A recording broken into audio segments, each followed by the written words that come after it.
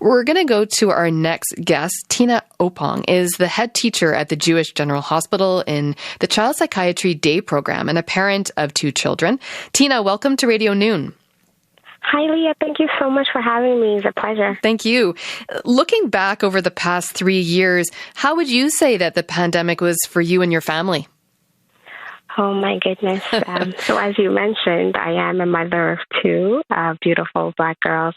And my youngest had just turned 1. So her birthday was March 18th. So imagine in the thick of it, 2020. Mm-hmm. And then my eldest had just turned 5 in February. So before kindergarten. And because I work in Child Psychiatry Day Program, we started right away on the Monday. So we weren't teaching right away, but we were doing our therapies right away because we work with the most vulnerable students.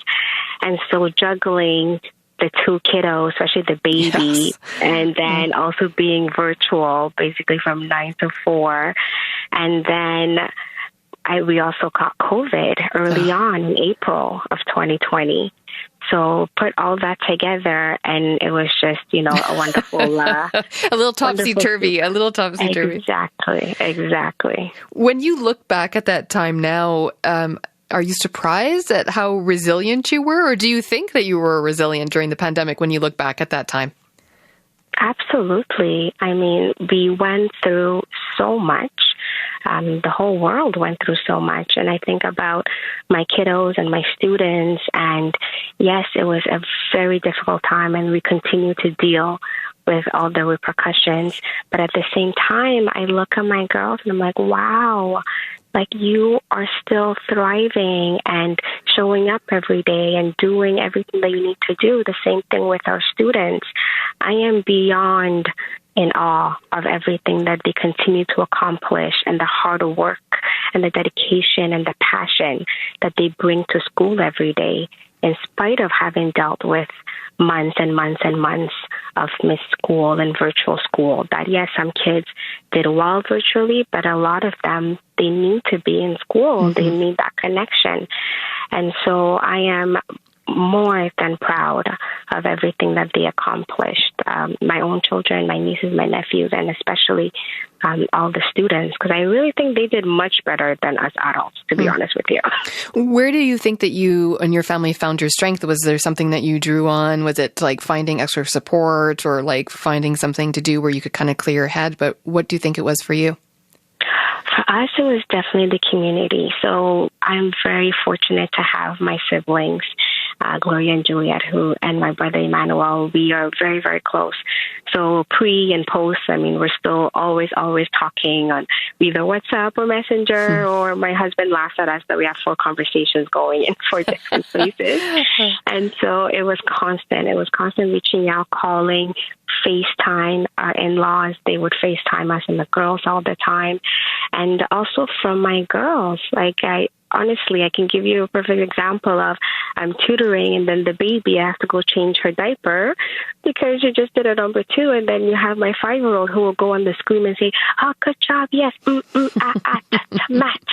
And she would inspire me to keep going. Yeah. It was absolutely phenomenal to see all that strength and all that power. And then also kind of the us care, right, that we like to say in my family, is that they help me, they give me strength, and then I do what I can for them. And then, of course, my husband, who is just absolutely phenomenal, and so grateful for him. And he worked. They never went on break because their company was considered essential. But every night he would come home and he would still be in the thick of it. And I'd be like, okay, here are your kiddos. Have fun while I go do my yoga. Exactly. Yeah. I hear you. I mean, you have your own children. You also work with children every day as the head teacher at the Jewish General Hospital. How would you say that children have done, in your view, during the pandemic? Honestly, it's so important to acknowledge and recognize that it was a very difficult time, but it's even more essential to show them what they've achieved and what they continue to achieve. They were extremely resilient. They were so brave. We've seen that are kiddos who, yes, are showing a bit more anxiety, but at the same time, we tell them, look, you are equipped with all the tools and the strategies that we're just here to remind you of what you're capable of. And they show up every day. They go to school. They talk to adults. They do the things that we're asking them to do, and then they help us also help them, because it's so important that we learn from them and we try to identify what every child needs and how we can help them achieve their needs. And as I always say, in a safe and respectful manner. But they've done it and they continue to do it. And that's what inspires me every day to keep doing the work that we do. And I'm so grateful that I get that opportunity, because I really do love it. And I'm just completely in awe of every single student. You mentioned that you actually think that children were more resilient than adults. Tell me why you think that is.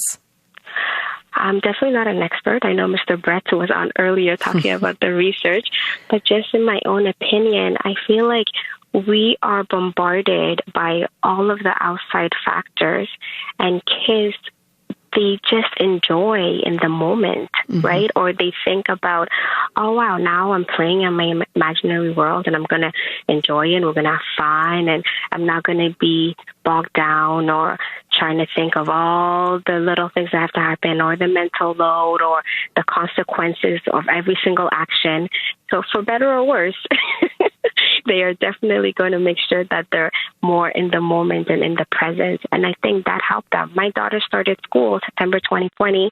She didn't know anything else but that we wear masks or that we were in bubbles, right? So for her, that was her experience, and she would come home so excited to tell me about her day and her friends and her teachers.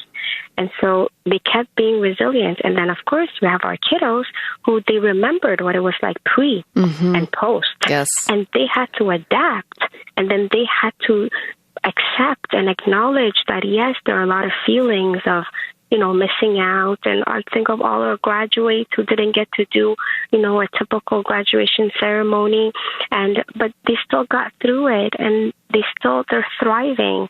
Like, I always want to remind all of our kiddos that you're not just surviving. You're not just putting one foot in front of the other. You really are thriving because you show up every day. You put in all the hard work, the passion, the love, and that's being resilient. Is that you show up every day and you do what you need to do, and you appreciate and you show gratitude for where you were today. Exactly. Well, thank you so much for joining us, Tina. I really appreciate it. It's my pleasure. Thank you, Leah. Have a good afternoon. Thank you. You too. Bye. Bye. That was Tina Oppong. She's a head teacher at the Jewish General Hospital in the Child Psychiatry Day program. And today we're talking about a study that